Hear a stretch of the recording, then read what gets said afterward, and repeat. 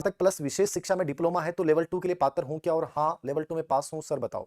देखिए दोनों चीजें हैं, याद रखिएगा इस पहले प्रश्न का जवाब आपका यही है कि जिस बच्चे ने बीएड मतलब बीएसटीसी कर रखा है या उसने डीएलएड कर रखा है, यानी 2 वर्षीय आपने जो भी डिप्लोमा कर रखा है, डीएलएड कर रखा है, जेबीटी कर रखा है, जो भी कर रखा आपने, ठीक है ना, यदि आपने स्नातक कर रखा है, क्या कर रखा आपने, स्नातक कर रखा है, और आपके 50% नंबर हैं, तो आप लेवल 2 में एलिजिबल हैं, याद रखना।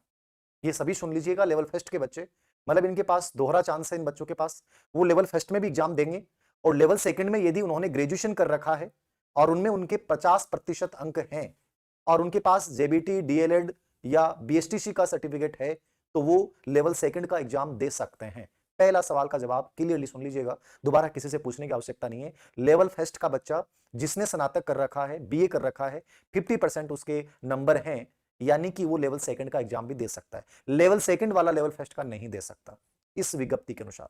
और कोई दूसरा प्रश्न लेके आए। ओबीसी प्रमाण पत्र कितना चलेगा? देखिए ओबीसी प्रमाण पत्र है आप लोगों का, ये आपके पास ईडब्ल्यूएस है, ठीक है। जिसने जनरल में फॉर्म भर रहा है उसको तो सर्टिफिकेट की जरूरत ही नहीं है।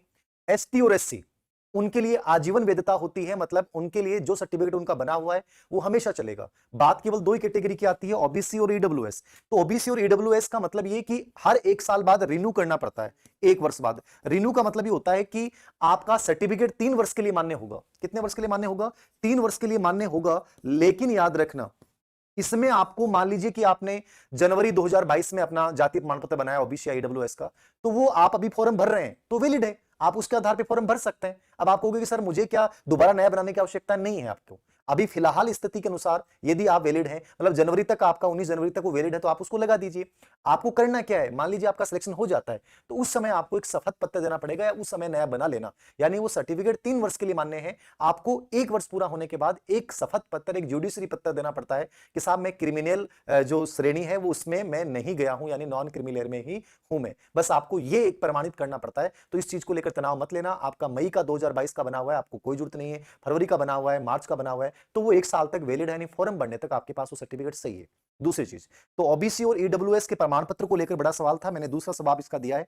3 वर्ष के लिए वैलिड है, लेकिन 1 वर्ष के बाद में आपको इस बात का शपथ पत्र देना पड़ेगा कि आप नॉन क्रिमिनल में हैं। बस यही है बाकी